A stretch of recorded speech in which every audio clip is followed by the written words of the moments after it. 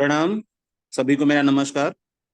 आईएफपीएस के हिंदी मंच पे आज 496वां दिन है। It is 496th day today. हमें 496 दिन हो गए लगातार इस हिंदी आईएफपीएस को रेगुलेट करते हुए। एंड आज के हमारे दिन के मेहमान हैं डॉक्टर सूरज सिंह भदौरिया। आज का सेशन शुरू करने से पहले मैं आप सभी से रिक्वेस्ट करूंगा हम 1 मिनट का साइलेंट प्रेयर करें। जी धन्यवाद। जैसा हम सभी जानते हैं, ये आईएफपीएस का हिंदी मंच है जो 7 से 8 बजे तक चलेगा। 8 से 9 बजे तक के लिए इंग्लिश सेशन होगा और उसके बाद मलयालम का लोकल सेशन होगा। आईएफपीएस बेसिकली कोशिश है जिसमें हम चाहते हैं कि अलग अलग डॉक्टर्स आए हमारे साथ जुड़े और इस प्लेटफॉर्म के थ्रू अपना जो ज्ञान है वो साझा करें लोगों के साथ। इसी कोशिश के तहत आज हमारे साथ जुड़े हैं doctor Suraj Singh Bhadauria.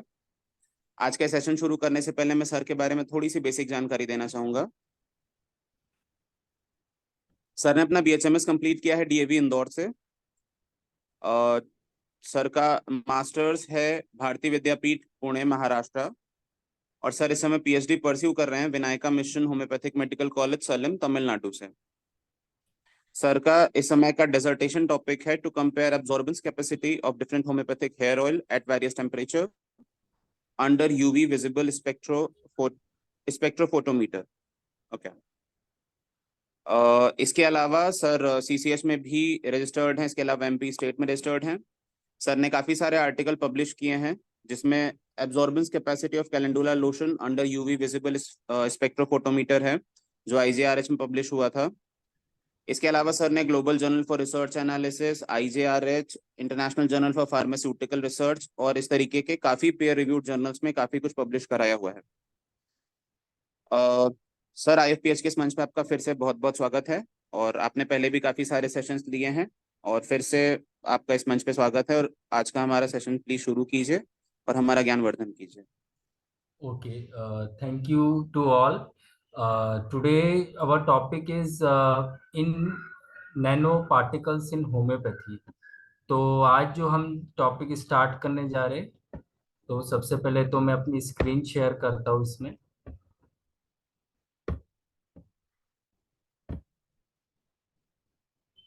Is it visible to all?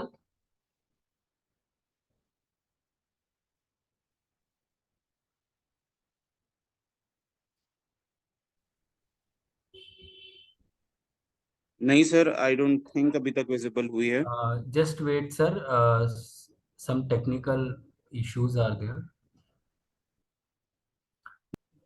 Wait, sir. या now it is visible. Yes sir.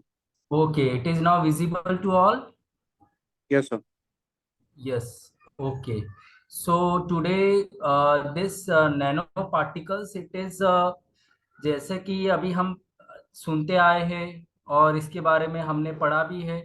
ये काफी जो है बर्निंग टॉपिक है हमारे होम्योपैथिक सिस्टम में, क्योंकि हमारा जो होम्योपैथिक सिस्टम है again we have no proper justification in terms of pharmacological action of our medicine.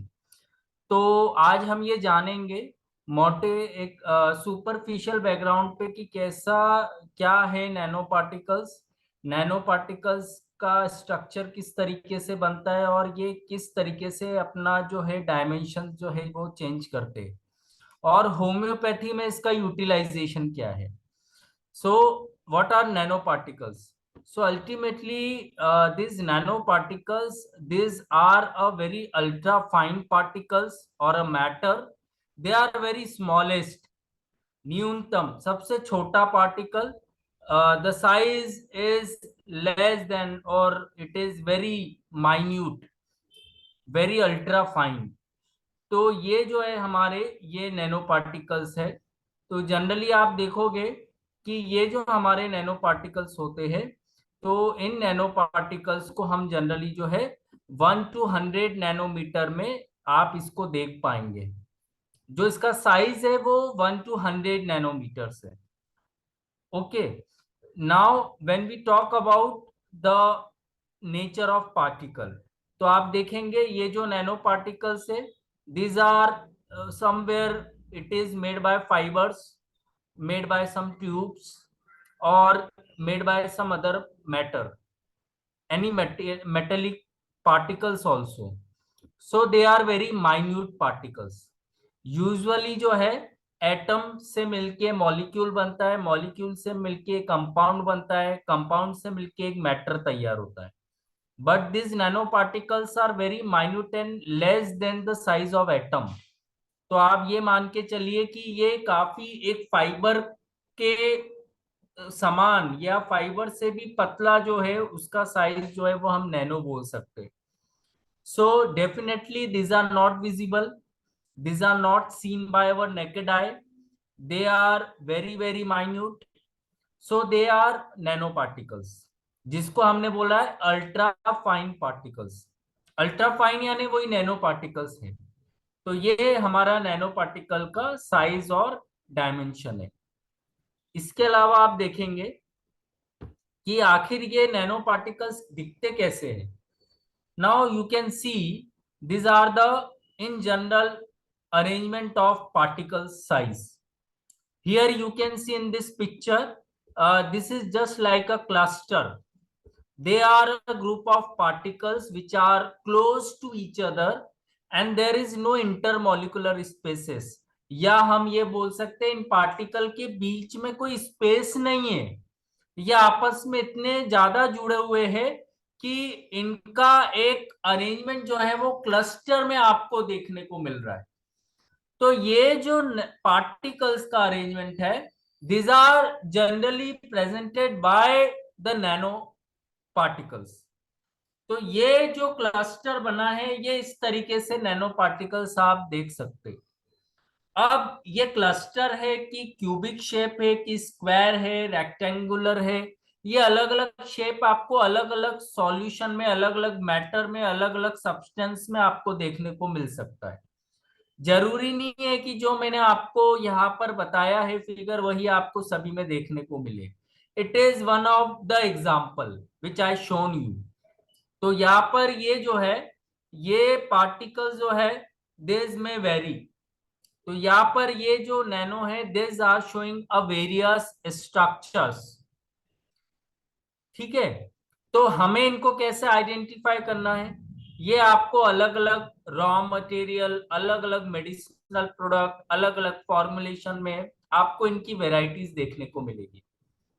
जब आप उस पर्टिकुलर अरेंजमेंट ऑफ पार्टिकल या एटम को जब आप रिकॉर्ड या आइडेंटिफाई करोगे तब वो आपका एक स्टैंडर्ड वैल्यू शो करेगा।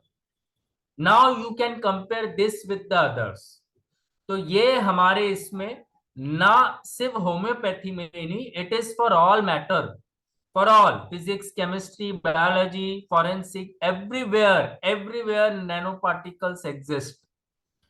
जैसे आज हमने जो विषय रखा है नैनो पार्टिकल्स इन होम्योपैथी, वो इसलिए रखा है क्योंकि हम ये नहीं समझ पा रहे कि हमारे जो अल्ट्रा हाई डाइल्यूशंस है या जो हमारी डाइल्यूटेड या डायनेमिक मेडिसिन जिसको हम बोलते हैं, तो उसमें भी कई सारे इनविजिबल स्ट्रक्चर्स जो कि मेमोरी फॉर्म में प्रिजर्व्ड है। ये हमारे नैनो पार्टिकल्स ही है जिसके जरिए आपको एक्शन देखने को मिलता है किसी भी लिविंग एंटाइटी में, चाहे आप एनिमल बोलो, माइक्रोब्स बोलो या ह्यूमन बींग्स बोलो। So these are the nanoparticles. Now, what is the basic property of this? आप जैसे देखेंगे यहाँ पे these nanoparticles are very micro particles and they are very fine particles. They are also a coarse particles. अब अभी आप देखोगे fine particles बोला, माइन्यूट बोला, कोर्स पार्टिकल यानी क्या? तो कोर्स पार्टिकल का मतलब होता है कि they are made to each other, they have a compactancy, they have the arrangement to each other, they are not a single one। ऐसा कभी भी देखने को नहीं मिलेगा आपने कोई सॉल्यूशन बनाया, फॉर्मूलरी बनाया, आपने कोई ड्रग पार्टिकल लिया, रॉ लिया, उसका माइक्रोस्कोपिक देखा और आपको सिर्फ एक पार्टिकल दिखा। We cannot identify this in anyone. So what we identified? We identified that these particles are scattered, they are dispersed, but they are in a multiple form. They are not in a single. They are not like a one piece. So this is a coarse particle. They have a bunch. They have a, what we can say, a groups. So they are arranged in a different pattern. अब आप देखोगे these particles are generally, they are derived by the chemical and physical properties. They have the colloidal properties. They have the ultra fast optical effect. They have the electrical properties. So these are all the significance of these particles. Why we know about this particle, what is the utility of this particle, ये हमें समझना जरूरी है आज के session में. तो ये जो पार्टिकल्स है इनमें आपको कॉलॉइडल टर्बिडिटी जिसको आप बोल सकते हो, या ऑप्टिकल डेंसिटी, ऑप्टिकल मास, इलेक्ट्रिकल, क्योंकि इसके आसपास भी वेव्स है. This particles generally they occupied by the certain forces, electric force, magnetic force, electrostatic force, centrifugal, centripetal, these are all forces which are acting on that particular particle size. तो ये आप बोल सकते हैं कि यहाँ पर ये जो पार्टिकल साइज है इनकी कई सारी प्रॉपर्टीज है, physical, chemical, colloidal, optical and some other forces like electrical. So these are the basic significance of this nanoparticles. तभी आप देखोगे कि ये nano particles lower energy level से हायर एनर्जी लेवल या हायर एनर्जी लेवल से lower energy level पे jump या ट्रांसफर होते, just because of these properties, because they are occupied by certain forces. Got it my point? तो ये same हमारा जो फिलोसॉफी या जो हमारा साइंटिफिक बैकग्राउंड है वो हमारे होम्योपैथिक अल्ट्रा हाई डाइल्यूशन में है. मैं अल्ट्रा हाई डाइल्यूशन की बात ज्यादा करूंगा, not the particular mother tincture only, because mother tincture जो है वो आपका कंसंट्रेटेड पार्ट है, वो एक एक्सट्रैक्ट है, this is the extraction value. तो यहां पर हम more over dilution 30, 200, 1 m, 10 m, more than that, उसकी हम बात करेंगे.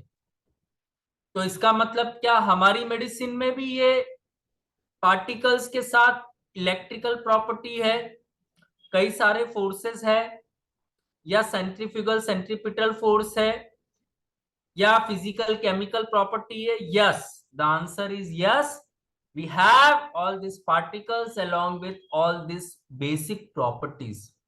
क्योंकि नैनो आप कहीं पर भी देखो या आप क्रिएट या सिंथेसाइज करो, generally we want to synthesise this particles, otherwise it is not visible. तो आप देखोगे ये सारी प्रॉपर्टी आपको उसमें देखने को मिलेगी.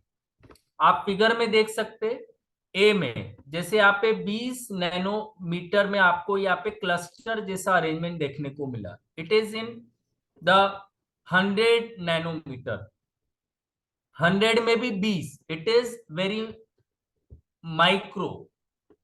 ठीक है, बी में भी आप देखो 20 नैनोमीटर पे आपको एक फ्लावर जैसा अरेंजमेंट देखने को मिला, और जबकि ये पूरी इमेज जो है वो हमने 100 नैनोमीटर पे ली है.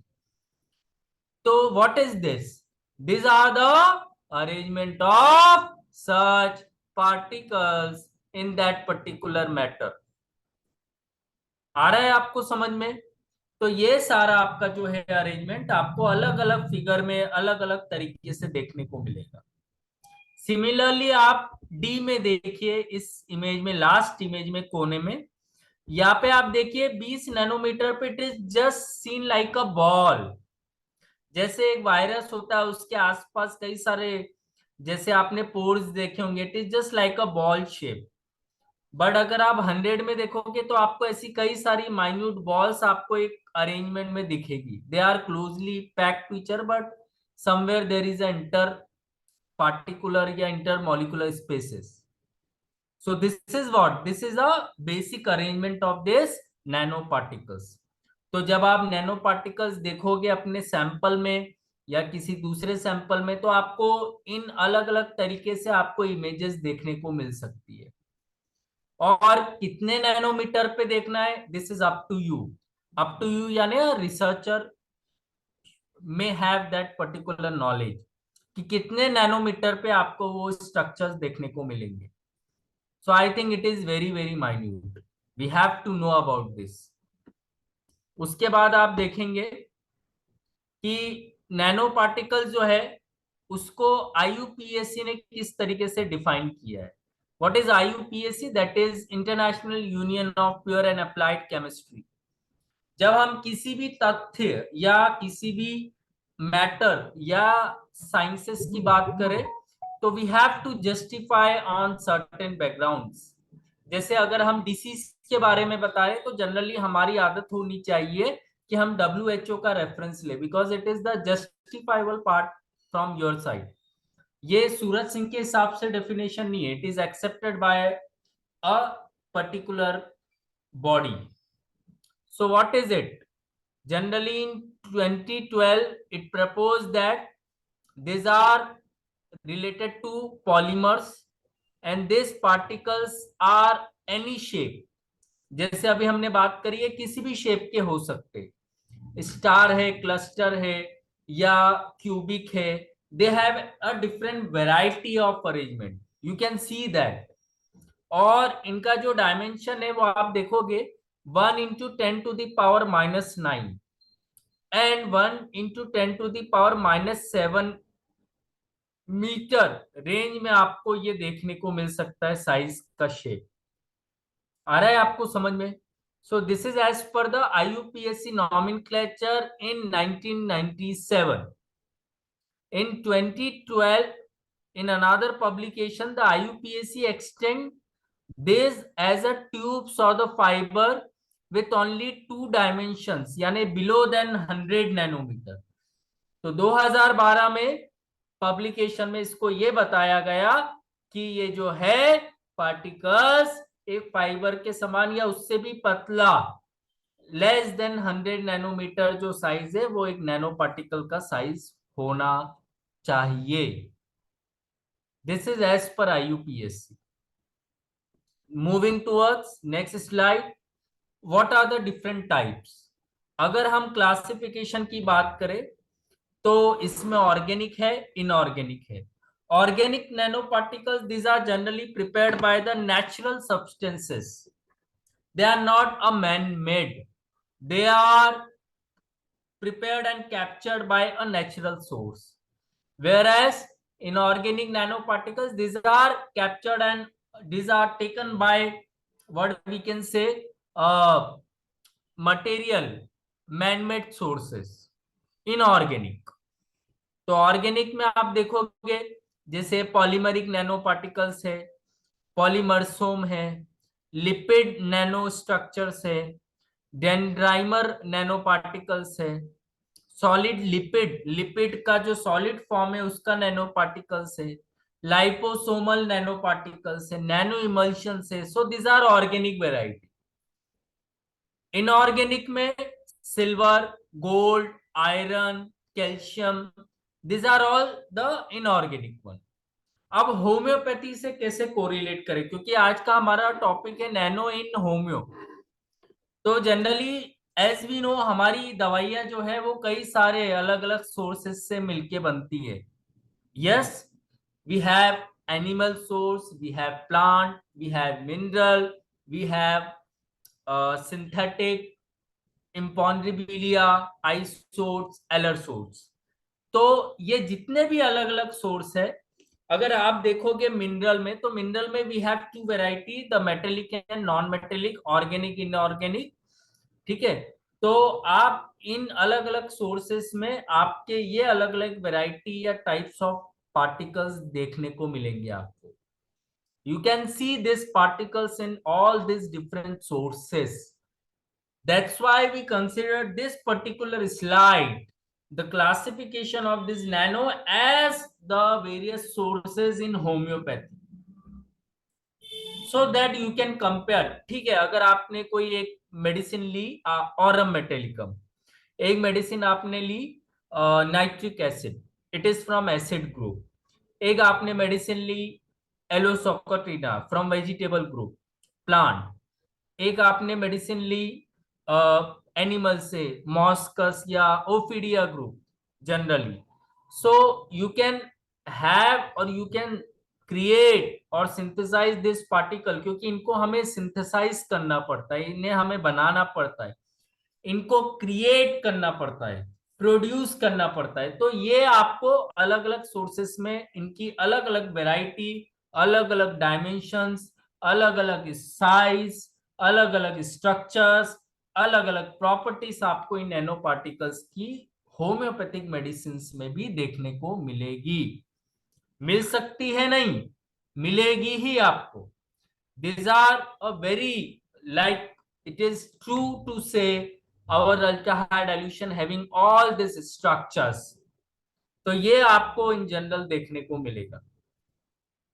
Next slide, morphology and the structure. This nanostructure, they are in a different variety of shape. जैसे इसमें लिखा हुआ है nanosphere, nano rods, nano chains, degradable nanoparticles, nano stars, nano flower, nano reefs, nano viscous, nano fibers, जैसे अभी हमने बात करी nano boxes. So these are a different types as per a different morphological property of it. तो आप देखोगे अलग अलग शेप, अलग अलग साइज के हिसाब से भी उसको अलग अलग डिफ्रेंशिएट किया है। तो जब हम होम्योपैथिक मेडिसिन की बात करेंगे तो डेफिनेटली आपको मेटेलिक में इनमें से कोई आपको एक पर्टिकुलर चेन या आपको एक अरेंजमेंट नैनो पार्टिकल्स का देखने को मिल सकता है। प्लांट की बात करोगे तो ह्यूज, अ लार्ज, क्योंकि उसमें बल्क में एल्कलॉइड्स है, तो वहां पे आपको नैनोस्फीयर या आपको नैनो फ्लावर्स टाइप आपको अरेंजमेंट देखने को मिल सकते हैं। या अगर आप बात करो animal group, so we have this nano stars, nano boxes, any type of this arrangement. तो ये आपको अलग अलग सोर्सेस में आपको देखने को मिलेगा। This particles are a crystal habit. इनकी हैबिट क्या है? They are not a single again, they are in a cluster, in a groups. इसके अलावा they are having the crystal growth on their entire surfaces, or the coating, they have some extra over, this is called a crystal growth। जैसे एक ball है तो ball के ऊपर भी कई सारे आपके छोटे छोटे से आपको स्ट्रक्चर या दाने देखने को मिलेंगे। This is a crystal growth.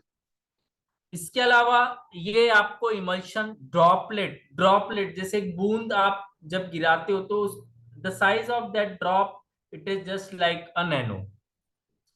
तो आपको ये अलग अलग शेप आपको सॉलिड मैट्रिक्स में या किसी मटेरियल में आपको देखने को मिलेंगे with different sizes. Ultimately what is the variations in that?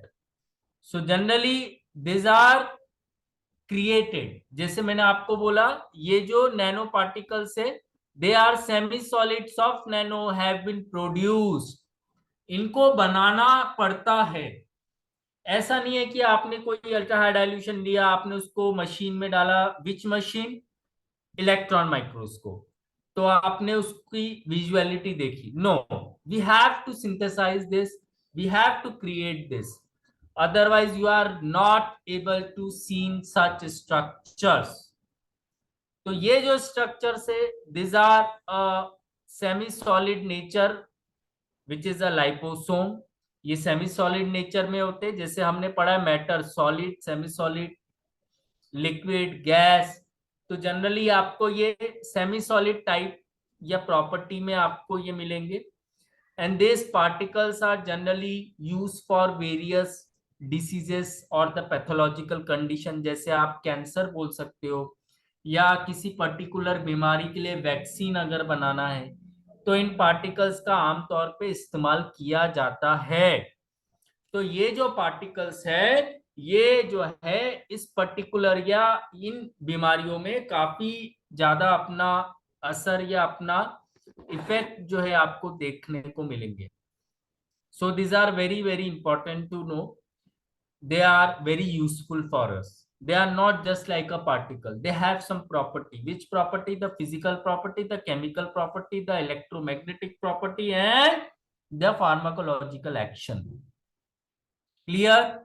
अगर हम देखें तो ये जो पार्टिकल्स है generally these are a breakdown of a biopolymers. अगर हम देखें कि ये लाइसिस कैसे होता है, कैसे क्रिएट होते हैं, तो जितने बड़े बड़े polymer, because polymer this are a big shape size particle, so they have a different arrangement, they have a different size. तो जब इनका ब्रेकडाउन लाइसिस करोगे तब वो कई सारे नैनो स्केल्स में वो पार्टिकल्स आपको स्कैटर्ड या डिस्पर्स होते हुए देखने को मिलेंगे। वो जो डिस्पर्जन है, वो जो स्कैटरिंग है उन पार्टिकल्स का, that is your biopolymers. And they have generally this particles with enhance the biocompatibility, biodegradability। ठीक है। तो what is this biocompatibility, biodegradability? Generally it is regarding with our drug particles और ड्रग प्रॉपर्टी। जब आप कोई भी दवा लेते हो, आपने क्रोसिन ली 500 mg, तो उसकी बायोकम्पेटिबिलिटी कितनी है, उसकी बायो अवेलेबिलिटी कितनी है, कितना कंसंट्रेशन उस पैरासिटामोल या क्रोसिन का ब्लड में गया, क्योंकि बाकी तो एक्सक्रीट हो रहा है। बायोडिग्रेडेबिलिटी यानी कितना उसका डिग्रेडेशन हुआ है। ठीक है, तो this is all related with the nano particles. अब होम्योपैथी में इसका क्या रोल? जब हम होम्योपैथिक मेडिसिन लेते, generally it is by oral route, olfaction, sublingual और द स्किन।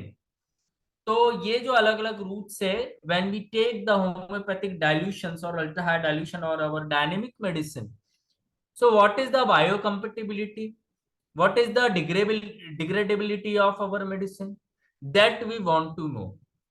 तो ये हम तभी बता सकते जब हमें नैनो पार्टिकल्स के बारे में ज्ञान हो, या जब हम नैनो पार्टिकल्स के बारे में समझते हैं कैसे वो एक्ट करता है, किस लेवल पर जाके एक्शन होगा।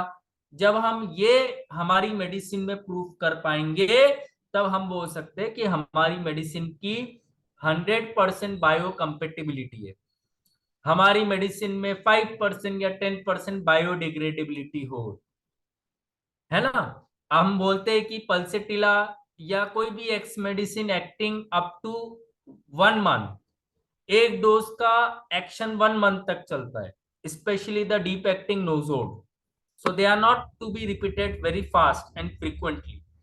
तो इसका मतलब उनकी बायोडिग्रेडेबिलिटी कम है, उनका biocompatibility is more stronger than degradability. तो यहाँ पर हमें इसको कोरिलेट करना आना चाहिए।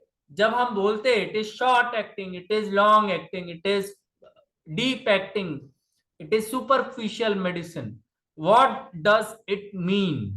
It means that the particles which is present in that particular solvent or medicine or a drug, they have their compatibility,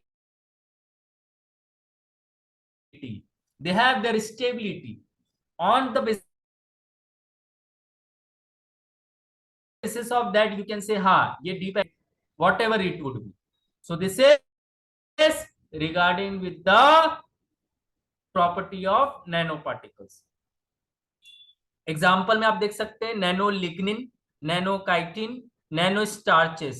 तो ये अलग अलग टाइप्स हमने आपको एग्जाम्पल के तौर पे बताए। What are this? So this are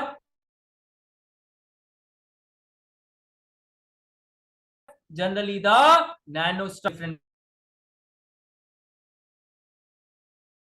particles in different different sizes. तो ये आपको समझ में आना चाहिए। Nano particles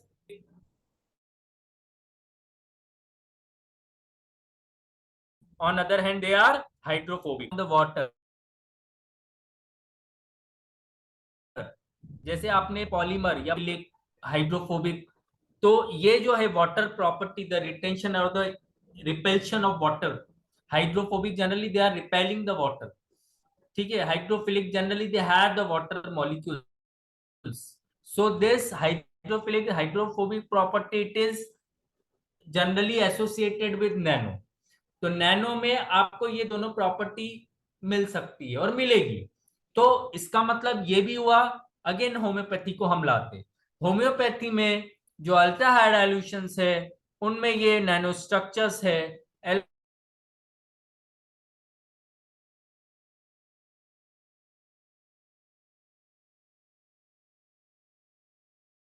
along with certain forces like gravitational properties भी आप वाटर मेमोरी हमारे इसमें एक हाइपोथेसिस है water memory what is it so water memory यानी this particles having the association with the water molecule which act as a messenger तो हम इसको क्या बोल रहे हैं कि ये हमारे वाटर मेमोरी के साथ एसोसिएटेड मेमोरी है हमारी मेडिसिन में ठीक है so generally this terms are given by और it is term Janus particle इसको हम जेनस पार्टिकल्स भी बोलते हैं बिकॉज ऑफ दिस प्रॉपर्टी और ये काफी ज्यादा इफेक्टिव रहती है टू स्टेबलाइजिंग इमल्शन जब हम इमल्शंस बनाते by mixing A B C और more than that compound so this nanostructure when they are going to synthesize so they are going to maintain with that particular type of property तो ये सारी property आपको उसमें देखने को मिलेगी इसके साथ साथ दे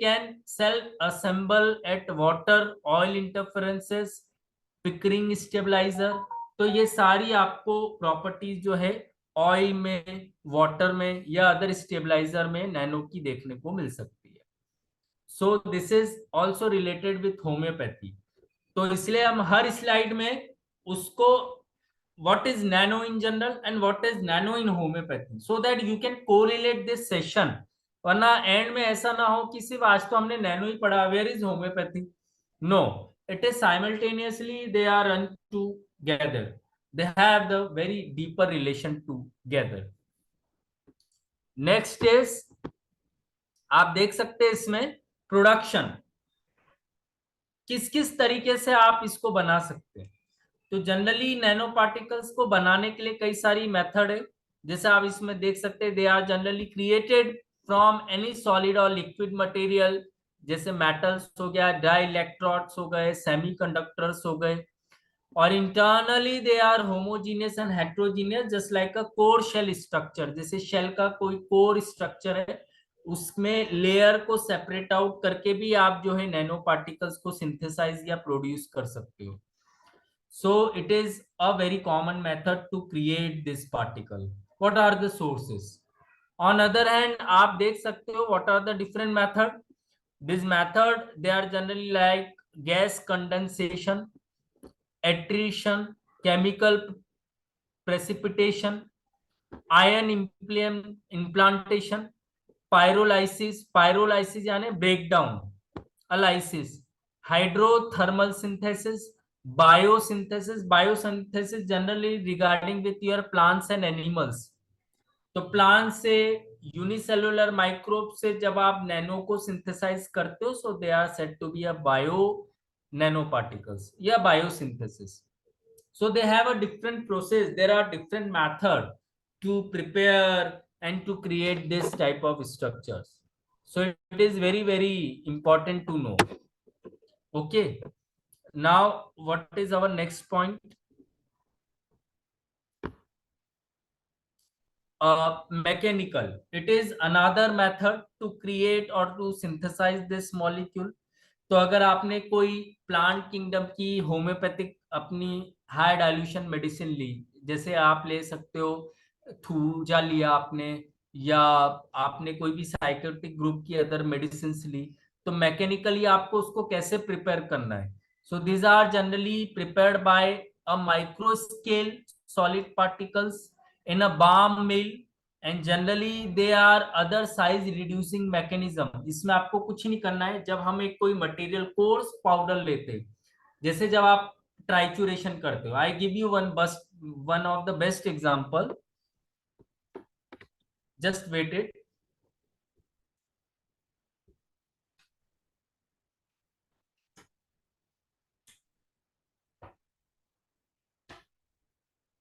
so generally in trituration what we will do we will go for this mechanical incorporation mechanical attribution in the solid or our solute particles तो ये जो हम ट्राइचुरेशन करते हैं होम्योपैथी में तो उसमें भी आपको देखने को मिलेगा कि व्हेन वी गो ट्राइचुरेशन तो आप साइज को रिड्यूस करते जा रहे हो किस साइज को drug particle size and the vehicle particle size, क्योंकि हम व्हीकल के प्रपोर्शन के साथ ड्रग को मिलाते हैं और हम आगे पोटेंसी या उसका ट्राइचुरेशन करते हैं।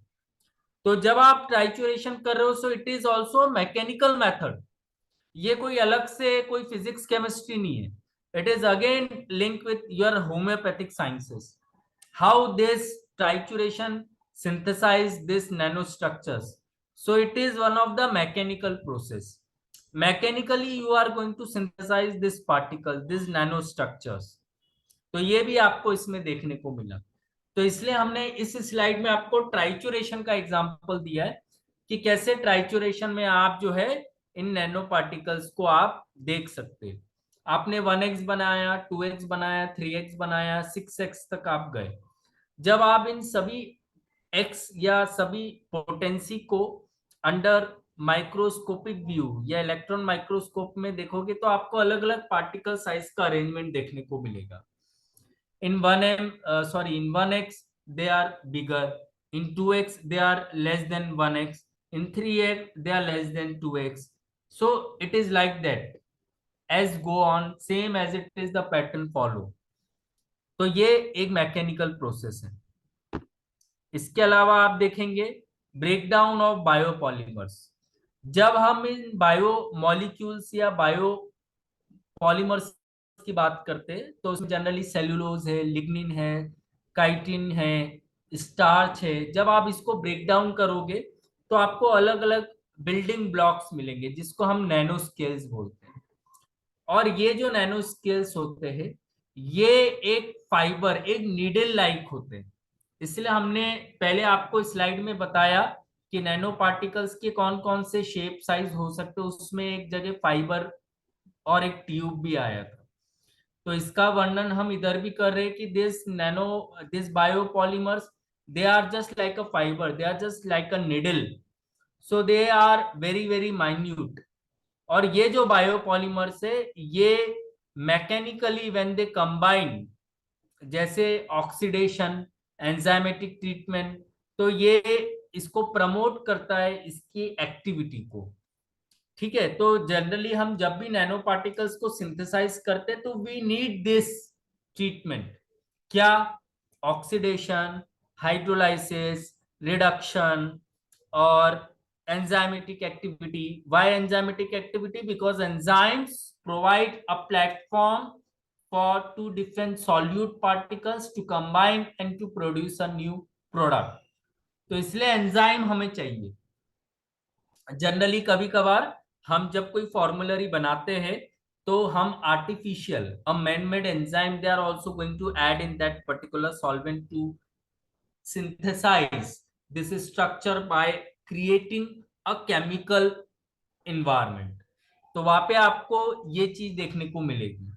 तो आप ये समझिए कि अगर आपने मेटेलिक ग्रुप की मेडिसिन ली या अगर आपने कोई एसिड ग्रुप का आपने कोई मेडिसिन लिया तो जनरली आपको कौन सा ट्रीटमेंट उस पार्ट में लगाना है? एंजाइमेटिक लगाना है कि ऑक्सीडेशन होगा उसका कि हाइड्रोलाइसिस होगा? तो ये it depends on the nature of that particular source material. तो इसलिए आप ये चीज का खासकर ध्यान रखिए। आप जो भी प्रोडक्ट लेंगे या जो भी सोर्स लेंगे उस हिसाब से आपको उस पर्टिकुलर नैनो पार्टिकल को सिंथेसाइज करने के लिए वो अलग अलग ट्रीटमेंट देना पड़ेगा। क्लियर? तो ये स्लाइड में आपने ये समझा कि कैसे बायोपॉलीमर, पहले तो बायोपॉलीमर्स क्या है, बायोपॉलीमर्स से कैसे नैनो बना और नैनो बनने में कौन कौन सी रिएक्टिविटी या कौन कौन से केमिकल रिएक्शंस हमें देखने को मिल सकते हैं। ऑक्सीडेशन जिसमें ऑक्सीजन की प्रेजेंस हो, हाइड्रोलाइसिस जिसमें वाटर का ब्रेकडाउन हो यानी उस कंपाउंड से हम वाटर को अलग कर दें, रिडक्शन यानी जिसमें हाइड्रोजन की प्रेजेंस में रिएक्शन हो, ऑक्सीजन ना हो। तो these are certain chemical reactions, these are types of chemical reaction। तो ये आपको सेम नैनो सिंथेसिस में भी देखने को मिलेगा। तभी आप देखते हो कि जब हम नैनो पार्टिकल्स बनाते so before treatment, after treatment the colour of solution is going to change. पहले वो पीला था बाद में वो डार्क येलो हो गया, पहले वो लेमन कलर था बाद में ब्लूइश कलर हो गया। So why this thing happens? तो जब भी आप नैनो बनाओगे तब आपको ये सारी रिएक्टिविटी देखने को मिलेगी। भले वो होम्योपैथी के अलावा कोई दूसरी मेडिसिन हो. So here it is in general property of biopolymers. Next slide. Now you can see what is pyrolysis.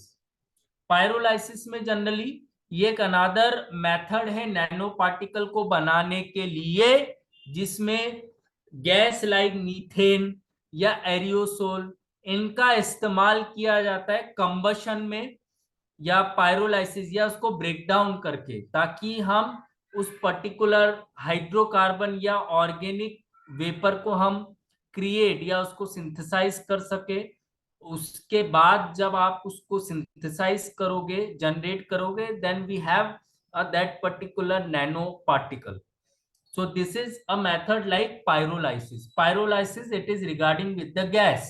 तो कभी कभार जब आप नैनो पार्टिकल बनाओगे तो वहां पे गैस का भी इंफ्यूजन किया जाता है. मीथेन है, या आप जनरली अभी हमने बात करी है कि एरियोसोल की बात करी है ना. तो कंबशन मेथड के through we are going to introduce the gas in the synthesis of this nano structures. तो यहाँ पर अगर हम होम्योपैथी को देखें तो होम्योपैथी में अगर आपने मान लो आपने कोई भी ऐसी मेडिसिन ली जिसमें वोलेटाइल सब्सटेंस ज्यादा है, वोलेटाइल यानी जो इजी कांटेक्ट में आके वेपराइज हो जाए, तो वो पार्ट जो है आपको यहाँ पर इन्वॉल्व करना पड़ेगा पायरोलाइसिस में. ऐसे सब्सटेंसेस जिसमें नॉन वोलेटाइल सब्सटेंस ज्यादा है, वोलेटाइल प्रॉपर्टी नहीं है, नॉन वोलेटाइल है, जो इजीली एटमॉस्फेयर की कांटेक्ट में आके वेपर नहीं होते या इजीली गैस फॉर्म में नहीं कन्वर्ट होते, so they are not to be treated by this method. So there are certain procedures to create that. तो देखो आप कैसे हम नैनो को कैसे बनाना है वो भी सीखते जा रहे, और कैसे हमें सोर्सेस लेना पड़ सकता है या कैसे हम ले सकते हैं, तो वो भी हम इसमें देखते जा रहे कि हमें किस तरीके से नैनो को सिंथेसाइज करना है विद वेरियस सोर्सेस. इसके बाद आप देखोगे condensation from plasma. It is another method to create the nano particles.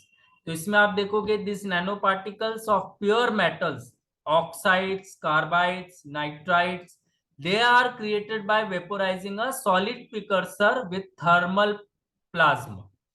तो यहाँ पे हमने कंडेंसेशन, कंडेंसेशन का मतलब क्या हुआ, जब हमने पार्टिकल साइज जो दूर दूर थे जब हम उनको पास में लाते by increasing the pressure, so you are going to have और रिड्यूसिंग देयर इंटरमॉलिक्यूलर और इंटर पार्टिकल स्पेसेस.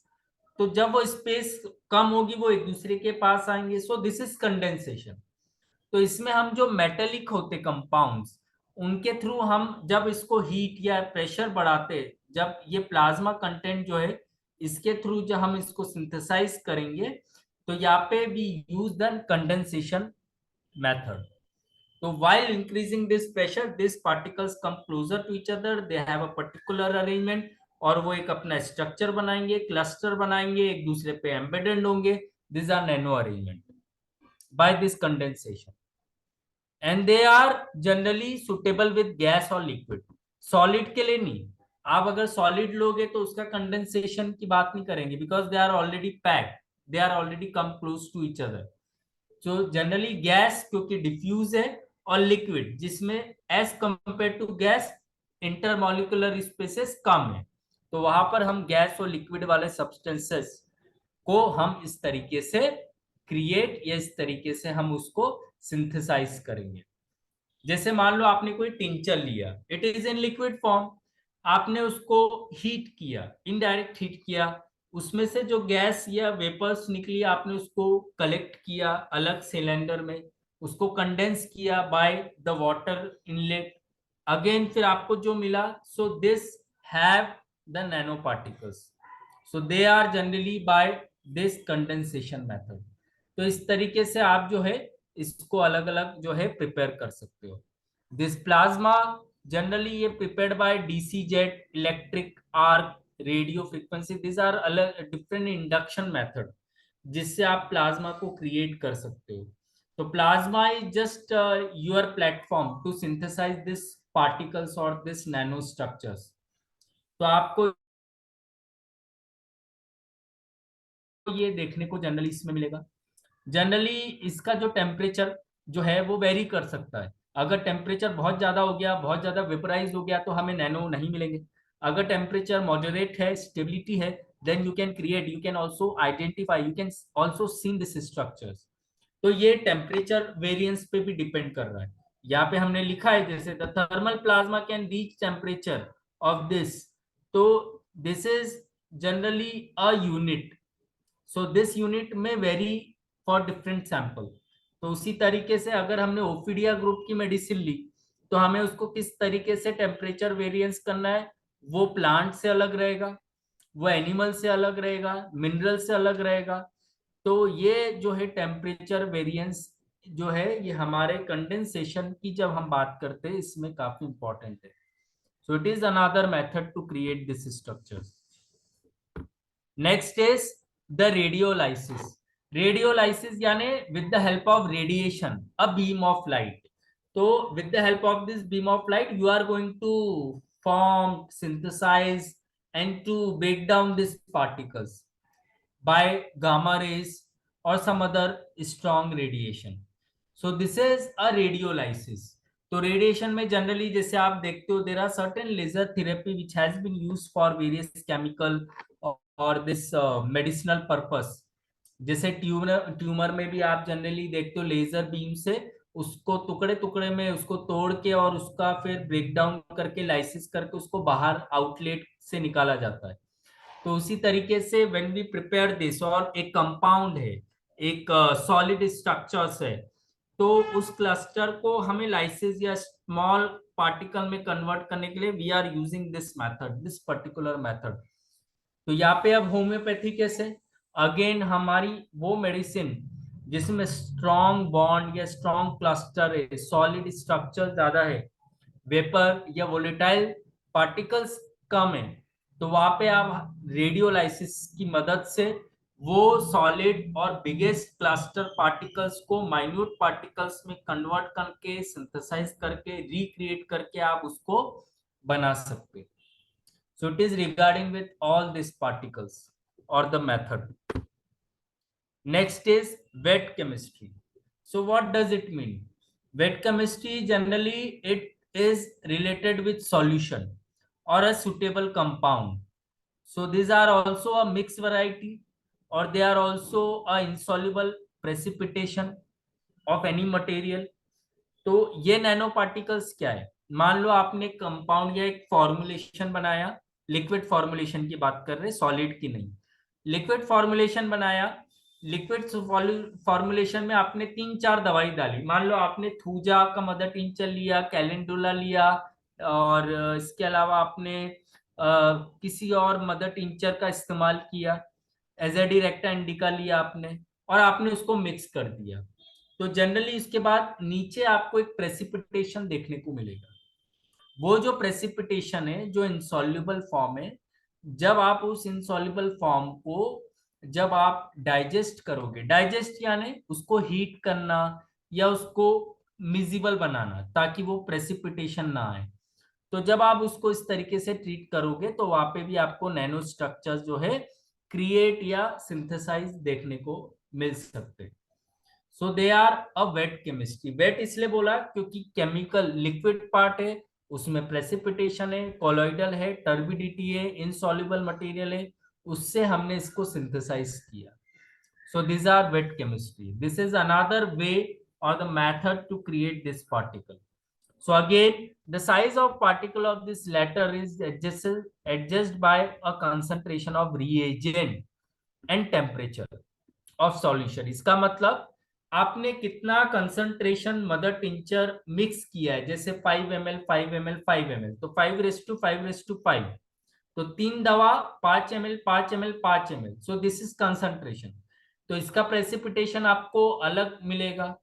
अगर ये 10 ml है, ये 10 है, ये 10 है, तो 10:10:10, तो यहाँ पे आपको रेशियो के हिसाब से अलग अलग कंसंट्रेशन मिलेगा।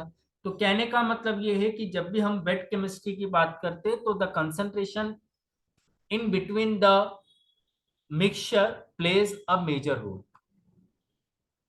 तो कई बार आप ये भी सोच सकते हैं कि अब इसमें होम्योपैथी कैसे आई। इसमें होम्योपैथी ऐसे आई when we talk about certain external applications, जैसे मार्केट में हेयर ऑयल आता है, आर्निका भी है, जेबोरेंटी भी है, कैलेंडुला भी है, थूजा भी है, कैंथेरिस भी है, एजेडिरेक्टा इंडिका भी है, सारे उसमें फॉर्मुलरी, सारी मेडिसिन मिक्सचर में।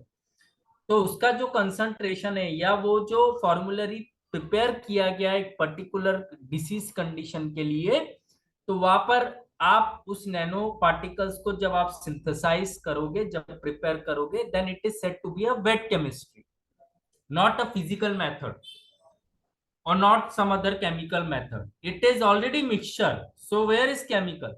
So it is wet chemistry. Gotten my point? Next is homeopathic preparation, कैसे हम बना सकते हैं। तो यहाँ पे हमने आपको एक बहुत शॉर्ट में एक, नॉट इन डिटेल, हम इसको समझाने की कोशिश करेंगे। सबसे पहले आप सॉल्यूट या सॉल्वेंट लोगे किसी एक इक्वल प्रपोर्शन में, उसके बाद आप उसका मिक्सचर बनाओगे। अब जब आप मिक्सचर बनाते हो तब आप उसको मैकेनिकल इनकॉर्पोरेशन से या किसी फिजिकल मेथड से आप उसको, उस पार्टिकल को एक्सीलरेट करोगे। अभी हम मैटर की नहीं बात करें, जब वो मिक्सचर बन गया तब आप उस पार्टिकल को एक्सीलरेट करोगे, जिसको हमने बोला है पल्वराइजेशन। उसके बाद हम इमल्शन की बात कर सकते हैं, जब हम 3-4 मिक्सचर या मेडिसिन ABCD को मिक्स करें विथ सर्टेन रिएजेंट, तो यहाँ पर आपको इमल्शन देखने को मिलेगा। अब उसके बाद आप देखोगे they are now converting into micro emulsion. आपने और उसको फोर्स इन एक्सेलरेशन या मैकेनिकल इनकॉर्पोरेशन किया, तो माइक्रो इमल्शन बना, माइक्रो से सुपर माइक्रो, सुपर माइक्रो से ultra high dilution. So this is just like a scientific background of our trituration. It is one of the example. By the mechanical method हमने कैसे solute को micro emulsion से, super micro से, ultra high dilution से nano में बनाए।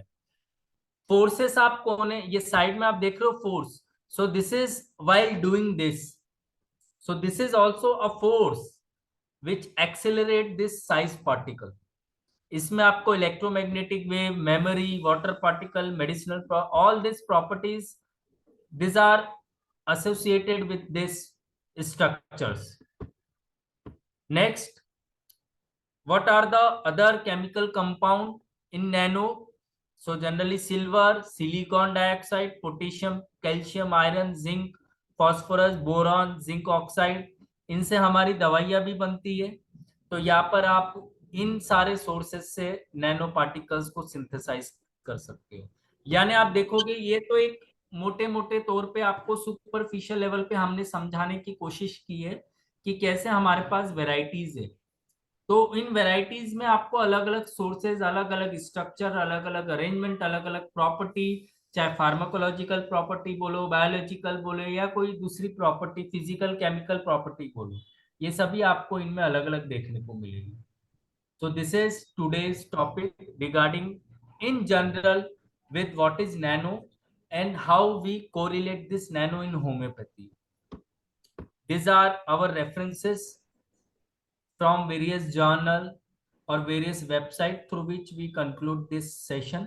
And again, I am very thankful to this platform for this such type of innovation work and idea to deliver our lecture and to share our knowledge. Thank you. Next time we will discuss. Thank you doctor Suraj ji. Yes sir. अपना PPT को हटा लीजिए। Okay sir. Hello, अपना PPT को हटा लीजिए। Yes sir. Okay.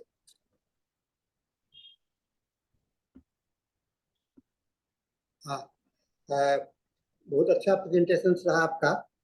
और सबसे पहले तो आज आपको मैं बधाई देता हूँ, आपको कॉन्ग्रेचुलेट करता हूँ। आपका इंगेजमेंट से हुआ है आज, और भगवान करे आपका आगे का जीवन अच्छा हो। और इसके बाद जो नैनो पार्टिकल्स का जो आपने चर्चा किया, इस पर मैं आपको एक मुझे थोड़ा सा लगता है कि क्या हम लोग होम्योपैथिक दवा को नैनो पार्टिकल्स मान सकते हैं, ऐसा हम लोग का मेरा सोचना है। इस पर भी आप चिंतन करें, क्योंकि जब हमको मॉलिक्यूल से नहीं है तो फिर पार्टिकल खत्म हो गया।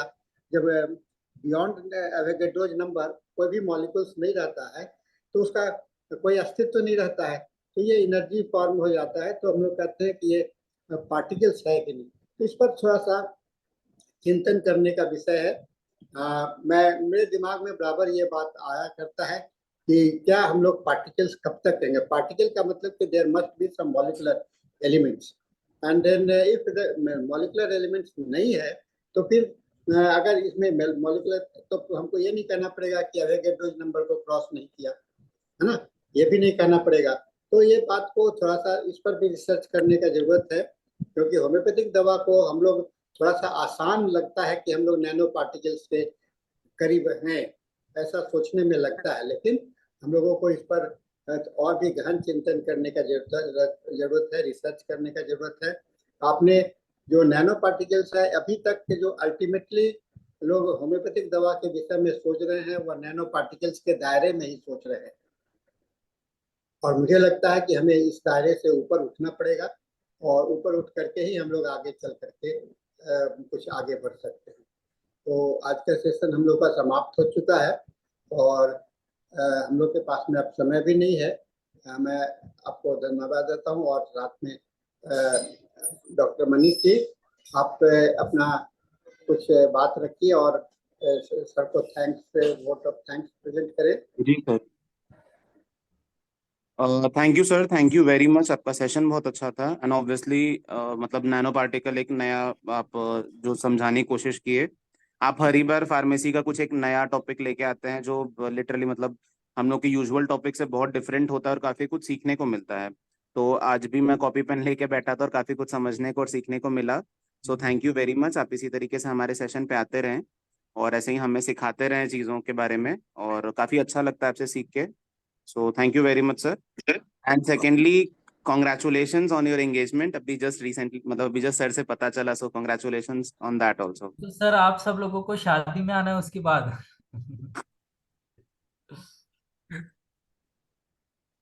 जरूर सर, जरूर। मुझे लगता है आप IFPS को आमंत्रित कीजिए, सभी लोग जरूर आएंगे। बिल्कुल बिल्कुल and sir, it is my great pleasure sir. Thank you very much. काफी कुछ समझने को मिलता है आपसे, so thank you very much. आप इसी तरीके से IFPS के साथ जुड़े रहें, और इसी प्रकार आज हमारा हिंदी सेशन समाप्त होता है, and the time is now for the English session. So I would request the host of the English session to please join in. Thank